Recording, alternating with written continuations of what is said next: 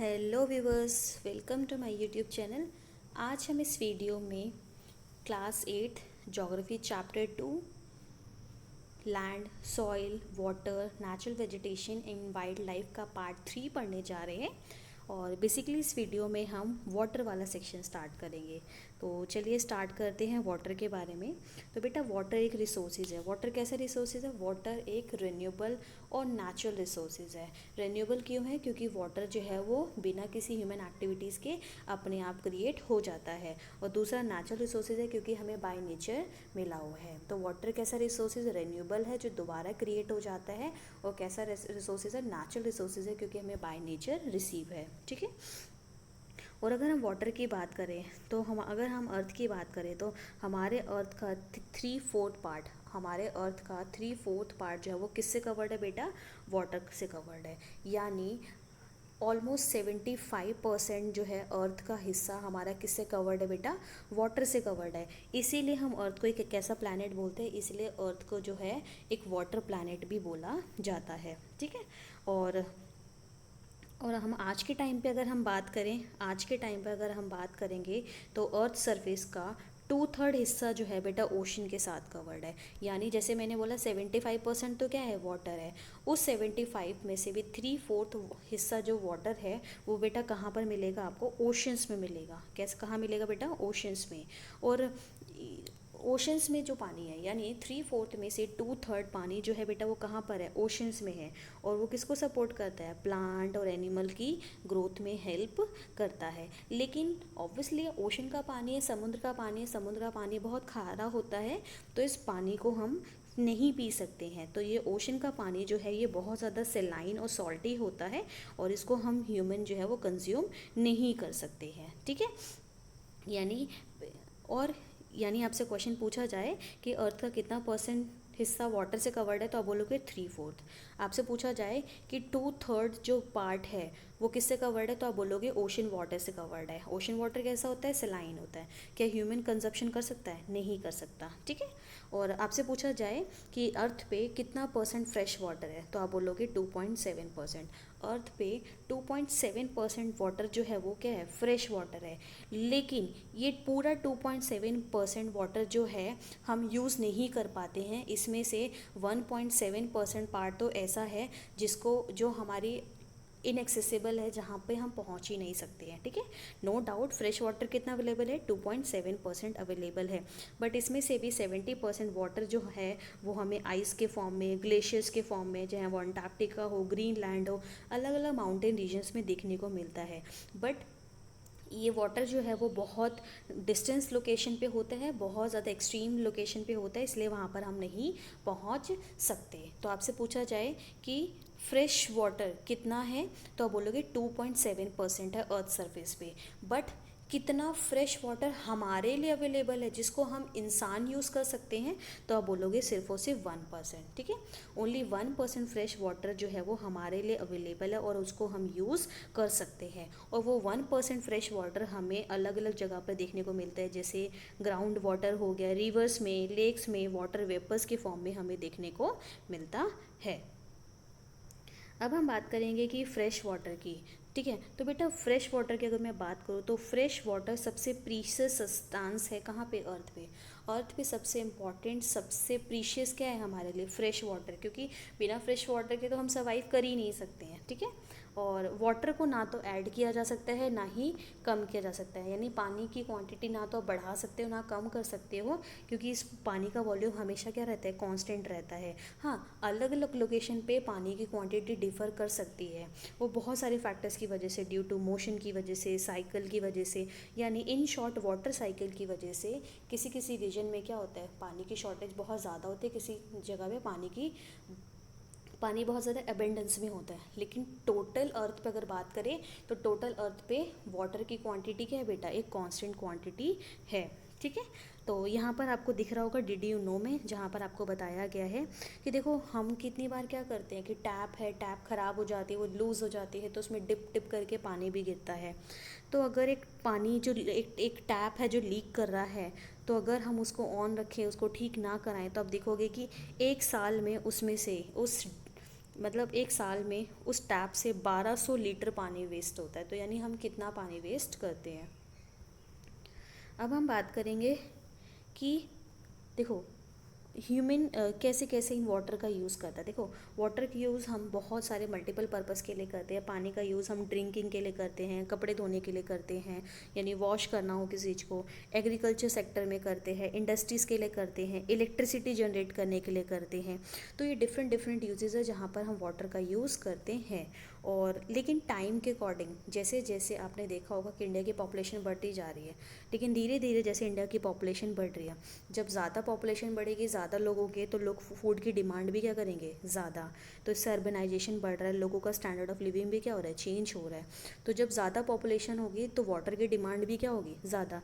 इस वजह से जो फ्रेश वाटर है उसकी बहुत ज़्यादा शॉर्टेज होती जा रही है। ठीक है, पॉपुलेशन बढ़ने की वजह से ज़्यादा लोगों को अब पानी फ्रेश वाटर चाहिए, तो फ्रेश वाटर की डिमांड बढ़ेगी। जब फ्रेश वाटर की डिमांड बढ़ेगी तो ऑब्वियसली फ्रेश वाटर की कमी यानी फ्रेश वाटर की शॉर्टेज हो जाएगी। और वो बहुत सारी चीज़ों की वजह से हो सकता है कि फ्रेश वाटर की कमी पॉपुलेशन बढ़ने की वजह से भी हो सकती है, या फिर जो आपके जो वाटर रिसोर्सेज है वो सूख जाएं, जैसे रिवर्स सूखती चली जा रही है, लेक सूख चले जाते हैं, केनाल सूख जाते हैं, तो उससे भी वाटर शॉर्टेज होता है।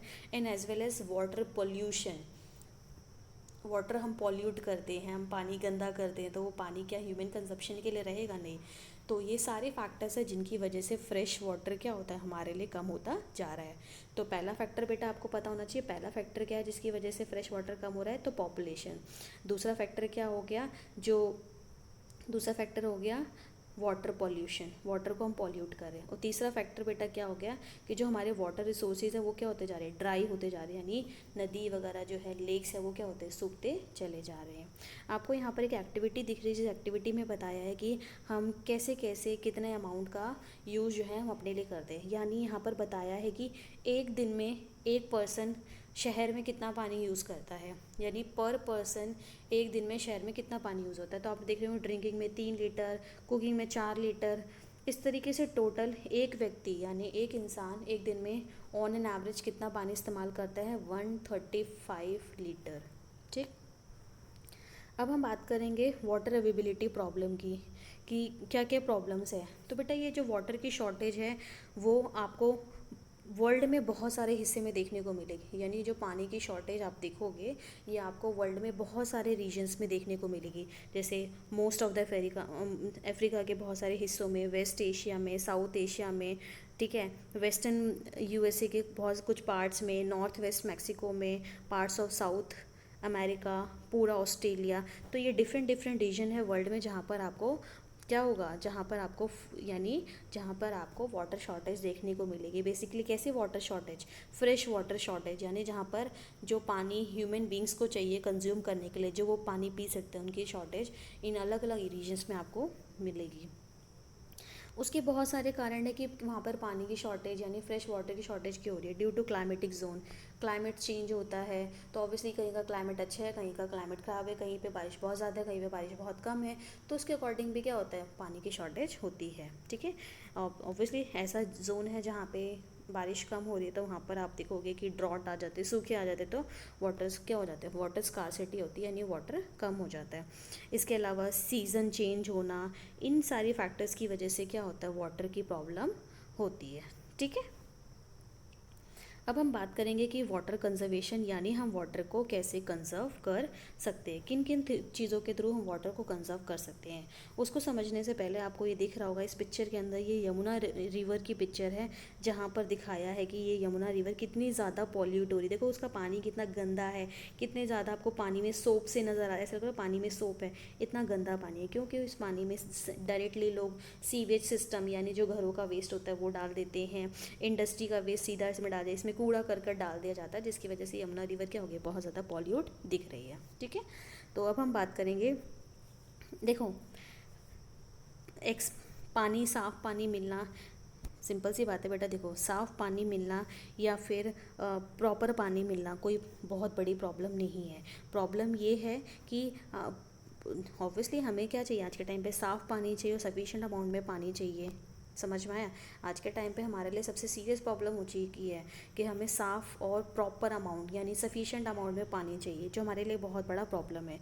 तो इसके लिए हम कुछ इंपॉर्टेंट रिसोर्सेज का यूज़ कर सकते हैं जिसके थ्रू हम वाटर को कंजर्व कर सकते हैं। लेकिन सबसे पहले हम बात करेंगे कि कौन कौन सी चीज़ें जिसके थ्रू हमारा वाटर पॉल्यूट होता जा रहा है। तो पहला है जैसे हम जितने भी सीवेज वेस्ट होता है, घरों का वेस्ट होता है, सीवेज वेस्ट है वो सीधा हम रिवर्स में इन चीज़ों में थ्रो कर देते हैं। केमिकल जो एग्रीकल्चर सेक्टर्स में आपको पता है कि फील्ड्स वगैरह में केमिकल यूज़ किया जाता है, उनको थ्रो किया जाता है। जो इंडस्ट्री वेस्ट है, तो ये सारी चीज़ें हैं, यानी सीवेज वेस्ट हो गया, एग्रीकल्चर केमिकल हो गया, इंडस्ट्रीज़ वेस्ट हो गया। इसके अलावा आपने देखा होगा कि एग्रीकल्चर फील्ड में जो हम केमिकल यूज़ करते हैं उसमें बहुत सारा नाइट्रेट्स होता है, पेस्टिसाइड्स होता है। तो ये जब सारे केमिकल्स वाटर के साथ मिक्स होते हैं तो ये वाटर को क्या करते हैं बेटा, कॉन्टेमिनेट कर देते हैं, ठीक है। और ये वाटर को क्या करते हैं, बहुत ज़्यादा नुकसान पहुँचाते हैं। और ऑब्वियसली इनमें जो केमिकल होते हैं, बहुत सारे केमिकल ऐसे होते हैं जो नॉन बायोडिग्रेडेबल होते हैं, यानी वो सीधा इंसानों तक पानी के थ्रू पहुंचती हैं। समझ में आया। बहुत सारे केमिकल हम ऐसे यूज़ करते हैं एग्रीकल्चर फील्ड वगैरह के अंदर जो ह्यूमन बॉडी पे डायरेक्ट पहुंच जाते हैं, कैसे, वाटर के थ्रू, यानी समझ में आया। तो ये हमारे लिए क्या है, बहुत ज़्यादा नुकसान पहुंचाता है। इसलिए ज़रूरत है कि इस वाटर रिसोर्सेज को कंजर्व करें, इसको सही करके रखें, इसको कॉन्टेमिनेट ना करें, ताकि फ्रेश वाटर की शॉर्टेज अब हमें देखने को ना मिले। तो हम इसमें कुछ मेथड अडॉप्ट कर सकते हैं, जैसे फॉरेस्ट एंड अदर वेजिटेशन। हम ज़्यादा से ज़्यादा फॉरेस्ट और प्लांटेशन वगैरह करके क्या कर सकते हैं, वाटर को कंजर्व कर सकते हैं। क्योंकि आपको पता है फॉरेस्ट हो गया, प्लांट्स हो गए, ट्रीज़ हो गया, ये पानी को ज़मीन के अंदर होल्ड करके रखते हैं। दूसरा, हम वाटर हार्वेस्टिंग कर सकते हैं, ठीक है। वाटर हार्वेस्टिंग कर सकते हैं, यानी वो वाटर जो हम इरिगेशन फील्ड में यूज़ करते हैं। तीसरा, हम स्प्रिंकलर मेथड्स का यूज़ कर सकते हैं। आपको ये पिक्चर दिख रही है, देखो यहाँ पे एक स्प्रिंकल लगा जिसके थ्रू क्या किया जा रहा है, एग्रीकल्चर फील्ड में पानी डाला जा रहा है। इसमें पानी जो है वो बौछारों के रूप में आती है, डिप बाय डिप आती है। तो इसमें पानी क्या होता है बेटा, थोड़ा मतलब स्प्रिंकल में तो पानी बौछारों की तरह आता है, पानी ज़्यादा वेस्ट नहीं होता। तीसरा मेथड हम यहाँ पे बेटा जो कर सकते हैं वो हम कर सकते हैं ड्रीप इरिगेशन सिस्टम। कौन सा कर सकते हैं, drip irrigation system. Drip irrigation system में जो ऐसे जगह होते हैं जहाँ पे बारिश बहुत कम होती है, वहाँ पर बाय डिप क्या होता है, खेतों में पानी डाला जाता है। इसके अलावा हम यहाँ पे यानी ड्रिप और ट्रिकल इरिगेशन भी कर सकते हैं, ठीक है।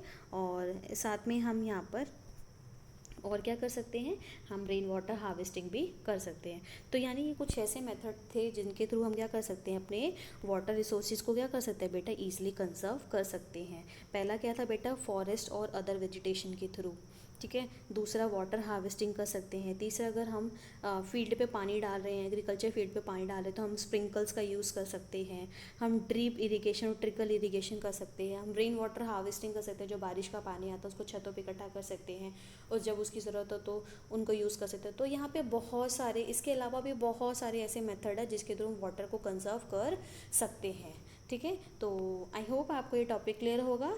तब तक के लिए bye bye, take care, have a good day.